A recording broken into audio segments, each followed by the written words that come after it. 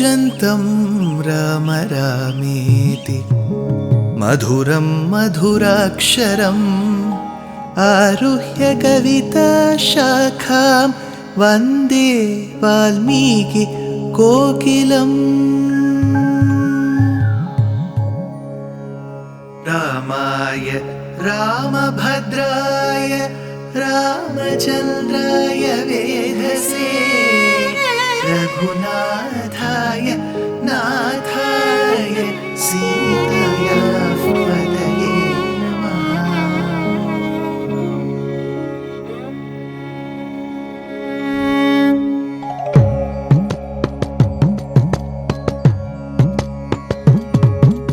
जयत्याश्रितसन्त्रास ध्वान्तविध्वंसनोदयः प्रभावान् सीतया देव्या परमव्योमभास्करः परमव्योमभास्करः।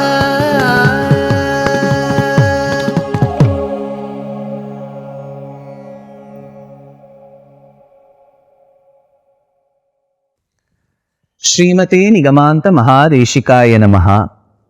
While Rama requested Vishwamitra to tell him the life history of how Ganga originated, how she flows, and how she reaches Sagaram, the destination, and how Gangotpatti was connected to his lineage, Vishwamitra said, "Let me describe the product of Ganga, the son of Ganga, Gangeya or Kartikeya first."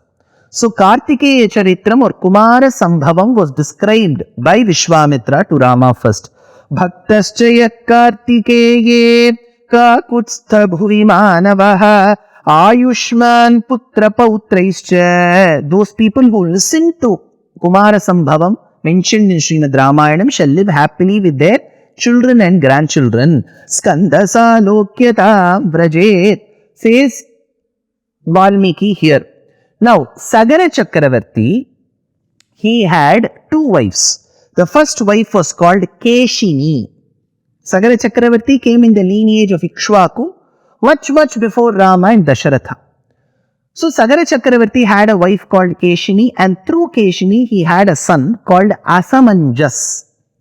Later, Asamanjas had a son called Amshuman. Similarly, the same Sagara Chakravarti was married to the sister of Garuda. This sister of Garuda, called as Sumati, was given in marriage to Sagara Chakravarti. Their children, they were many in number. I'm sure a lot of you will be shocked when I tell you this number. 60,000 sons. Most parents will die the moment they listen to this number itself. Bringing up one son or one daughter itself is a challenge now. 60,000 sons. So either they could have been 60 sons who had the power, each one had the power of 1,000 men, so it could have been 60,000 sons. That could be another way to look at it. 60,000 sons is what Ramayanam mentions. Shashtihi putra sahasrani tumba bhedad vinisritaha gritapurneshu kumbheshu dhatrastan samabadhayan tasya parvanitam yajnam यजमानस्य वासवः राक्षसीं तनुमास्थाय यज्ञिथाम् अपहरात्. So this Sagara Chakravarti, having had such a huge family, being a great king, he wanted to perform the Ashwamedha Yajnam. As mentioned in one of my previous talks, in those days, if a king performs 100 Ashwamedha Yajnam successfully without any interruption, then that person will become the next Indra. If the same king performs 1,000 Ashwamedha Yajnam successfully, he will become the power to ascend the throne of Brahma. So this worry was always there in that existing Indra that nobody should be competing with him. So the moment he heard that Sagara Chakravarti was performing Ashwamedha Yajnam, he came and stole the sacrificial horse, Ashwa. If that Ashwa is stolen, then you cannot continue that Ashwamedha Yajnam. You have to find that horse. So since Indra stole that away, people did not know who would have stolen. We know because we are reading Ramayana, but the king and his sons did not know. So the 60,000 sons of Sagara Chakravarti were told by the father to go in search of the horse. So they all go in search of the horse. They start searching on Mother Earth. Who is Mother Earth? यस्येयं वसुधा कृत्स्ना वासुदेवस्य धीमतः महिषी माधवस्यैष स एव भगवान् प्रभुः. So there is a Gayatri for Bhumi Devi also. Vishnupatni Mahim Devi Madhavi Madhava Priyam Lakshmi Priyasakhin Devi Priyam Achyuta Vallabham Dhanurdharayai Vidmahe Sarvashatyai cha Dhimahe Tanno Dhara Prachodayat. So the one who is the Dhara, Madhavi, Madhava Priya, she is Medini, Vasundhara, Vasumati. All these names are given to Bhumi Devi. So now they started searching on Mother Earth. They couldn't find that particular sacrificial horse. It is said in Ramayana that they started digging the earth very deep. That is when they saw the elephants which are bearing the earth. Virupakshaha Mahapadmaha Sauvanasaha Bhadraha, says Valmiki. So then, after they started digging, they found the Phanamandalam of Adisesha who is supporting Mother Earth. They stopped there. Then they thought they should continue searching on earth, and then they found an ashramam at a distance. They went closer to it. It was Kapila Ashrama. So some scholars opine that Kapila Ashramam is near Ganga Sagar in West Bengal. Whereas the great sage of Kanchi, Chandrasekharendra Saraswati, called Paramacharya, he was of the opinion that this place where Kapila Shramam existed was actually a forest. So instead of Kapila Shramam, it used to be called Kapila Ranyam. Kapila Maharishi performed penance there. So because of that, Kapila Ranyam was a very famous name. Kapila Ranyam, in his opinion, later due to various modifications, in his opinion became California. And though that particular horse which was stolen by Indra and placed in Kapila Ashramam, that horse is Ashwam, right? So this horse island is still found in California, is what Paramacharya used to state. And those 60,000 sons, they thought that this sacrificial horse is found in Kapila Ashramam.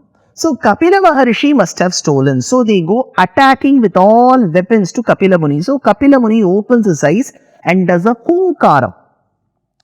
Abhyadhavanta samkruddhas tishtha tishtheti chabruvan asmakam tvam hituragam yajniyam kritavanasi, with a hunkaram. Kapila Maharishi does the hunkaram and all the 60,000 sons turn into a heap of ashes. So there is an island, Paramacharya remarks that there is an island called Ash Land or Ash Island in California. So Ash Land, Horse Land, California, all of these are associated with Kapila Muni, is what he used to state. Now, the moment these turn into heap of ashes, imagine the father's state. He does not know where the horse is. Now he has to search for the 60,000 sons. So he dispatches his other son called as Asamanjas to go in search of the sons. He finds a heap of ashes, and that is when he returns back to his father saying that I found a heap of ashes, not the 60,000 brothers that I have. So Sagara Chakravarti was very upset. Then he sends his grandson Amshuman to go in search of the horse and the other 60,000 sons. Amshuman goes, and there he finds that the 60,000 sons have turned into a heap of ashes. Now, how to bring these people back to life, or how to get them good sadgati? Probably using oceanic waters or any river water is when he thinks. That is when Garuda appears and says, Garuda says, with worldly waters you can never bring emancipation to the 60,000 sons who are my sister's sons. Chandala dudakat sarpat vairudyat brahmanadapi damshtribhyascha pashubhyascha maranam papakarmana udakam pindadanam cha natesham tu vidhiyate. So this Amshuman, he realizes that Garuda says that you have to get divine waters. But where will he go for divine waters? Because the divine waters known to the public was Ganga water. It is found somewhere in the heaven, somewhere at a great height. How to bring that? he fails to bring Ganga waters. Similarly, his son Dilipa fails to bring the Ganga waters. Next comes Bhageeratha. Bhageeratha wants to give emancipation to his forefathers and also complete that yajna. That is when he performs a penance towards Brahma. Gangayaha patanam rajanna prithvi na sahishyate tam vai dharayitum rajanna nanyam pashyami shulinaha. Brahma says, Bhageeratha, I am impressed with your penance. You have performed the best of austerities. I shall surely grant you Ganga. But the problem is, Bhageeratha, if Ganga waters come from my Kamandajalam to Bhumi, Bhumi cannot withstand that force, that intensity with which Ganga comes. There is only one whom I can think of who can withstand all that pain. You pray to Rudramurti, Mahadeva, he will come and bless you. Bhageeratha doesn't leave his prayatnam, his efforts. He now does severe austerities to Lord Shiva, Mahadeva. With one leg folded, the other leg extended in Panchamagni, he lights fire all the sides, looks up at the fifth fire, which is the blazing sun, puts his hands pointedly upwards and performs intense austerities. Pritasteham narasreshtha karishyami tava priyam shirasa dharayishyami shailaraja sutamaham. I pray to Lord Shiva that he should bless me that Ganga waters he can bear. Now Lord Shiva appears and says, with your prayatnam Bhageeratha and with your noble cause, generally when people pray to me, they will come up with all unique ideas, but you have come with a noble cause. Ganga waters should not purify just your forefathers, the world. So I will grant you, I will bear Ganga. Ask Brahma to send. So Brahma opens the tap and Ganga waters start coming. There is a beautiful way that I have heard how Shiva went. So as the water started flowing, imagine there is a cloud burst. Shiva, very handsome.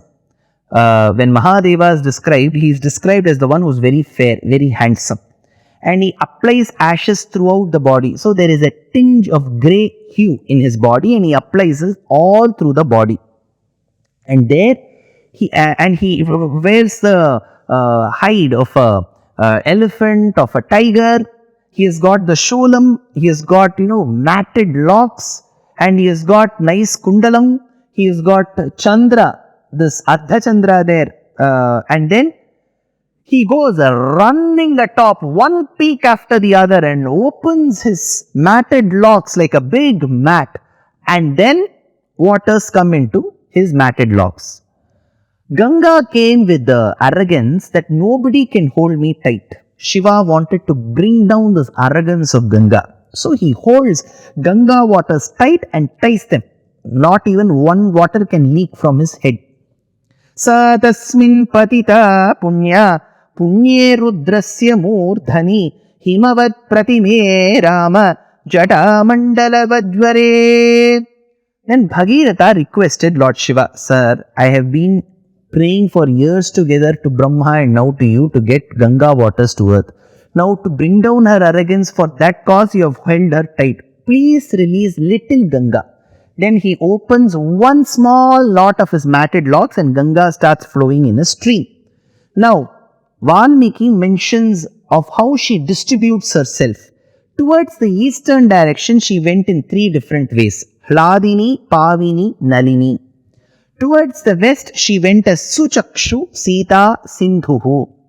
And the seventh distributary is what that followed Bhageeratha, who went on a chariot, because he has to take her, lead her to the ashes.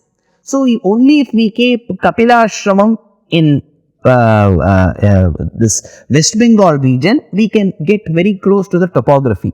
So Ganga water started following the Ratham of Bhageeratha. From then onwards, she is called as Bhageerathi. Now, this waters, when it reached the heap of ashes, it had to emancipate. But there was something that happened in the middle. What happened? This Ganga, who became Bhageerathi and followed Bhageeratha's chariot, there is another aspect associated with Ganga. One, whether she was able to bring emancipation to the forefathers of Bhageeratha, who had the 60,000 sons turned into a heap of ashes. And second is, she is referred to as Tripathaga by Rama himself. Why is she called Tripathaga? Second, were there any impediments in her flow? 3. All this should be answered, but there is a beautiful composition on Ganga Devi. Gange mam pahi girisha shire sthite gambhira gaye sangeeta vadya priye angajata tamude hasi varuna madhye Akrur पूजिते अखिल जनानंदे सकल तीर्थ मूले सद्गुरु गुहलीले version हुबाने व्यासादि कृपाळे Gange. This particular Ganga, who has been revered so much, why is she called Tripathaga? Was she able to bring emancipation to the forefathers of Bhageeratha? Next episode. Dear Astika reader, I am happy to be authoring a 2-part book on the Ramayana in English. The first part is slated for release in the year 2024. The book aims to recreate and retell the Ramayana of Valmiki, conforming to the ancient commentaries and other allied literature. To receive notifications of the book release, kindly register with www.deshikadaya.org/books. Namaskaram.